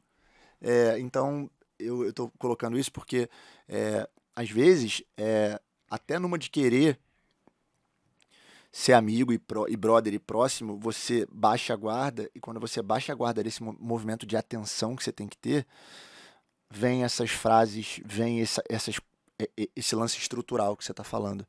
Porque eu acho que é um exercício constante, cara, que temos que ter. Você, pelo que eu te conheço, obviamente você não falou com nenhuma má intenção.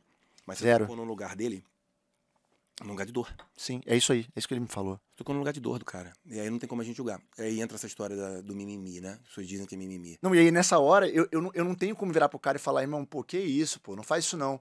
Aí meu primeiro movimento foi, cara, desculpa, irmão, desculpa. Só te cabe pedir desculpa. É isso, exatamente, é isso. Só te cabe pedir desculpa. Nesse momento aí, só te cabe pedir desculpa. Entender que a dor é do cara. É isso. São a experiência de vida do cara. É aquilo que o cara viveu, o cara passou, o cara ouviu. E é duro, mano. Eu sei que você não teve intenção, mas você tem que pedir desculpa mesmo. Sim, é isso, é óbvio. Desculpa por ter tocado nesse lugar, não foi minha intenção, aprendi, não vou fazer de novo. É isso aí. Assim, na vida a gente erra. O importante é estar disposto a consertar. Sim. Né? A gente erra na vida, pô. A gente é ser humano, né? Jesus já 2000 anos atrás falou que não tem pecado que atire a primeira pedra, pô. A gente erra. O importante é a gente estar disposto a e eu acho que não deixar também grandes e não tratar como mimimi. Isso é muito importante. Nunca é mimimi, mano. Se é a dor do outro, nunca é mimimi. A gente tem que respeitar. Se doeu, né? Se tocou na pessoa, é porque... Doeu. A gente tem que respeitar. Isso na questão dos homossexuais também, né? Sim, de maneira geral. E aí mulheres. Eu tô contando essa história toda porque, como você falou, não sei como vai estar daqui a 300 anos. Eu acho que vai estar melhor.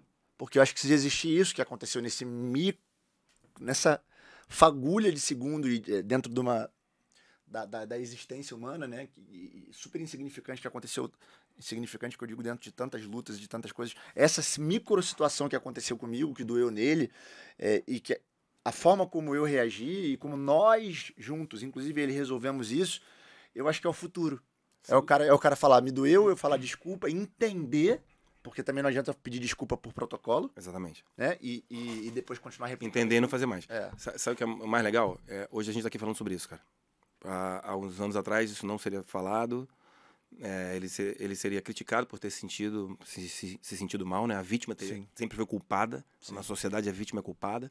Então o cara, ele seria... o lado ruim estaria com ele, né? A gente tá conversando sobre isso aqui hoje, já é um grande avanço. Sim. Então, assim, eu entendo que hoje é melhor do que já foi um dia, entendo que amanhã vai ser melhor do que é hoje, que tenho muita curiosidade para saber, não vou estar aqui para ver como é que vai estar daqui a 300 anos, mas acredito que seja um mundo muito melhor, com discussões muito melhores, as gerações que vêm já vêm muito melhores. Foda. Né? Então, assim, não acho que o mundo tá chato, não acho que o mundo tá chato, não. Também não acho, não. Esse discurso aí que o mundo tá chato, não. A gente só tá fazendo com que as próximas gerações já venham com essas discussões já dentro delas. A gente cresceu ouvindo coisas que não eram certas. E o fato de hoje isso está sendo combatido, está sendo condenado, está sendo criticado, faz com que as novas gerações já saibam que não é para ser dito, já sabem que não é para falar. A gente nunca passou por esse momento. E vão evoluindo. Não, mas ele é fundamental. A gente está vivendo a história. É isso. Né? Daqui a alguns anos isso vai estar nos livros de história. Sem dúvida. Um movimento que as pessoas, né, que diziam que antirracismo era de esquerda, e quando não tem nada a ver. Sim. E tal. É um processo histórico. A gente está vivendo a história. A gente não vai nunca conseguir dimensionar, estando no olho do furacão, as consequências disso lá na frente. Mas serão positivas. Sem dúvida. E eu creio nisso também. Cara, voltar aqui para terminar só. Humberto, compositor. Você já falou de Me Olhe nos Olhos. Música mais bonita, poesia que você tem escrito. Ou algumas, 2, 3, sei lá. Talvez você não consiga. Cara, eu gosto muito de Mesmo Sem Estar, do Luan Santana com a Sandy. A música que... Aquela música me pega muito. Ela tem um resultado fantástico, mas ao mesmo tempo tem uma letra que me pega. Eu gosto muito de Feliz, do Belo. A música não foi música de trabalho. Praticamente um interlúdio do disco Mistério. Primeira faixa, tem 1 minuto. Um arranjo de J. Moraes de corda, um piano e cordas. Chama-se Feliz essa música. Nossa, eu acho linda demais. Sabe uma música tua que eu amo? Eu não sei nem se tá no Spotify, mas eu lembro dessa época, que é uma menina que saiu do The Voice e gravou. Cara... Eu vou falar dessa música agora. Ah, é? Que o Belo regravou com a Ivete. Qual é o nome? Linda Rosa. Porra, é essa. Caralho, que musicão. Essa música é bonita mesmo. Eu ia citá-la agora. O Belo gravou com a Ivete, mas a Mira Calado. Mira Calado, Assim que saiu da Voice, ela gravou. Essa música é linda, uma produção linda, Alexandre Castilho. Essa música é linda, também tem uma letra que eu gosto muito, me pega muito. Eu tenho uma música, talvez a mais bonita que eu já tenha feito. Que ela não é, obviamente não é um grande hit e tal, mas também a função dela não era essa. Chama-se Andarilho. E ela foi gravada pelo Vini Brito, num projeto acústico que a gente fez e tal. Quem quiser buscar essa música, pode buscar. Assim, uma letra, é meio que uma aula de história, sabe? E a letra é muito bem escrita, muito bem desenhada e tal. Depois você dá uma ouvida. Andarilho, quem gravou foi o Vini Brito. Acho muito bonita essa música. Assim. Acho que Juninho? Do Juninho. Acho que a música... talvez seja a música mais bonita que eu já escrevi. É essa que fala sobre... tem uma tua, tem parte de música... Fala de Mandela. Mandela, talvez fala sobre a bomba atômica? Fala sobre Einstein. Ah, porra, essa música é muito foda. Mas ela tem muitos anos. Tem muitos anos. Uns 8, 10 anos aí, talvez. Muitos anos. É um projeto lá do B que a gente fazia. O Juninho, a gente sentava na quadra do antigo estúdio. Às vezes a gente, vamos compor uma música que ninguém vai gravar? Caralho, essa música é muito boa. Eu lembro na época que vocês me mostraram, ela é muito boa, muito Vamos boa. compor uma música que ninguém vai gravar, que é muito doida. A gente se agradar. Vambora, vamos Como é fazer. que é a parte de Einstein que fala, mesmo sem saber, ele fez a guerra, fez a bomba que fez a guerra? A música fala, quando essa tristeza se revela, sinto a angústia de Mandela confinado a sofrer. A decepção de Einstein ao ver o clarão em Hiroshima. O assombro que inspirou Da Vinci, prevendo o que hoje existe e temendo o pior. Toda lágrima contida numa melodia em tom menor. Caralho, fudeu. Só essa parte esquece tudo. Não tem como, cara. É como se fosse É a uma tua aula de música história. mais bonita. Eu acho que é. Eu também acho. Eu também acho. Tirando dessa ideia do romantismo, né? Porque normalmente a gente leva pra esse lugar. Tô falando de beleza mesmo. Sim. Por si só. Caralho, que parada. Cara, virando chaves rápidas aqui, porque senão a gente fica 2 horas. Vamos lá. Hoje pro autor, se você pudesse, tivesse a caneta, o martelo ali da justiça, o que você faria pra poder mudar de forma que ficasse mais justo pra quem compõe? Eu acho que a gente tinha que ter um sistema de recolhimento de direitos autorais mais preciso. De divisões também, talvez? Principalmente dentro do digital, nesse universo? De divisões dentro do digital, sim, fato. Mas a gente tem um problema que acompanha a vida da música, que é os shows, as rádios que são inadimplentes, que não pagam direito autoral, execução pública, as emissoras, quando ficam muito tempo sem pagar, que às vezes tem que ir pra justiça poder Mais pagar. precisos e mais eficazes, né? Que Eu de acho repente o cara, você sabe que nessa noite tem 40 barzinhos tocando e não tem isso. como você não tá Não tem recebendo, como. porque você tem Exatamente. certeza que não tá, senão você tava isso. com o burro na sombra há muito tempo Mas- e Exatamente. você e tantos outros. Eu e tantos outros. Mas é uma execução pública e isso deveria ser melhor administrado, melhor cobrado, sabe? Isso é uma. E eu acho que eu não consigo. Pra isso, eu não consigo ver solução. Então, isso que eu ia te falar. Isso daí eu acho que é uma coisa que é muito, muito, muito complicada, apesar de eu também concordar, porque eu não sei também, não sei por onde começar. Honestamente, eu só não sei, eu não consigo ver solução. Mas Porque a tem- questão das divisões é fácil. Sim. A questão de um produtor musical no Brasil não conseguir entrar num fonograma É bizarro. é bizarro. Isso cara, é inaceitável. É assim, eu não produzo, É errado. eu tenho uma dor sobre isso, assim, absurda. Eu falo, cara, como pode? É bizarro. Assim, como produtor musical, eu sou produtor musical e não toquei instrumento naquela faixa. Aí eu não entro nessa RC porque eu não toquei um ganzá da música. Que loucura. Só que eu sou o cara que, Só que junto. Só que junto tudo, exatamente. Grava voz, mixo. Eu sou tão importante. No processo é mais importante até, porque você. Lido com a masterização, recebo dinheiro. Com relação a trabalho, delego arranjo, escolho o músico que vai tocar. E não pode entrar nessa RC porque não tem produtor musical. Acho que o técnico de som também é injusto pra caramba. O técnico tinha que estar lá, pô. Aí tem que botar um técnico num instrumento pra que ele O possa técnico receber. também não entra, você tem que dar uma miguezinha pra ele Tem entrar. que botar ele num instrumento pra ele poder receber e tal. Aí são situações de justiça que podem ser Resolvidas. facilmente resolvidas, né? E principalmente as do digital, né? Que é uma pauta no mundo inteiro que tá sendo discutida e que provavelmente vai melhorar muito pro autor. Se for resolvida no mundo, vai ser resolvida em breve no Brasil. Eu acho que é questão de O tempo. Brasil sempre depois, né? Mas resolvendo no mundo, a discussão aqui já fica mais Foda. quente, né? Últimas duas perguntas. Ainda falando sobre composição. Você acha que quando você para pra compor, em algum momento isso passa pelo espiritual? Sim. No Nas músicas, teu caso. sim. Nas músicas. Nas músicas inspiradas, né? Isso. As músicas inspiradas quase sempre. Quando é inspiração, quando vem, você não sabe nem quem tá mandando, mas. Em sonho. Sonho, no banho, acordar com a melodia na cabeça, acordar no meio da noite, com uma ideia e tal. Isso com certeza tem envolvimento espiritual, não tenho zero dúvida. E você se vê como um veículo, Sim. de maneira geral. Canalizador, né? Sim. Foda. Pra terminar, é possível viver de música no Brasil hoje em dia sem ser uma Ivete Sangalo, sem ser uma Anitta, sem ser um Luan Santana, mas também sem ser... sem passar aperto? Hoje a gente está conseguindo, através do digital, através de tantas outras coisas, buscar um equilíbrio como existe em outros lugares do mundo, como um cara que mora hoje em Los Angeles consegue viver bem tocando em bar, como um cara que vive na Europa consegue viver bem com a sua bandinha ali, ganhando seus 2, 3, 4 mil de cachê e viajando a Europa inteira. Você vê que estamos caminhando para esse lugar? Vejo. Acho que assim, a música não é um corpo estranho dentro do país, né? Então, assim, obviamente a gente precisa que o país melhore, né? O país melhore, as pessoas tenham melhores condições e a música melhora junto. Até porque, de um modo geral, quando você está passando por um tipo de dificuldade financeira, primeiro que você corta é aquilo que é dispensável, né? Que as pessoas chamam de supérfluo, né? Chamam de supérfluo, que é dispensável. Você não vai parar de comer. Não vai deixar de pagar a tua conta de luz. Mas vai deixar de ir num show, você vai. Deixar de ir no show. Ou vai deixar de pagar um Spotify para ouvir uma música. Exatamente. Então, a gente depende muito do crescimento do país, obviamente. Mas o turismo também, né? Isso não é o fim dos tempos. Mas eu vejo possibilidade, sim, no Brasil disso acontecer. Acho que a gente está caminhando para isso, sim. Você vê gente na música, por exemplo, que não é o estouro da boiada e que consegue hoje viver bem? Cara, a questão do estouro da boiada é muito relativo, porque também são grandes números e são grandes responsabilidades também, né? Sim. Não, eu digo grandes quando gastos, o estouro da boiada, é o estouro da boiada clássico mesmo, assim. É porque normalmente a gente olha, por exemplo, vou dar um exemplo muito, muito pontual. Você vê, por exemplo, eu conheço o Rafa Lucas há muito tempo. E você vê o Rafa Lucas, ele ainda não foi como artista, o estouro da boiada. Mas como autor, ele é gigante já. Ele já é um cara muito respeitado. Claro que ele tá construindo a história dele, mas ele ainda tem muita coisa, mas ele já é. Ali ele já é. E muita gente não consegue entender que dá pra você viver sendo autor, que dá pra você viver sendo beatmaker e viver muito bem. Muito bem. As pessoas têm sempre essa ideia louca de que pra você viver de música, você tem que ser o 80.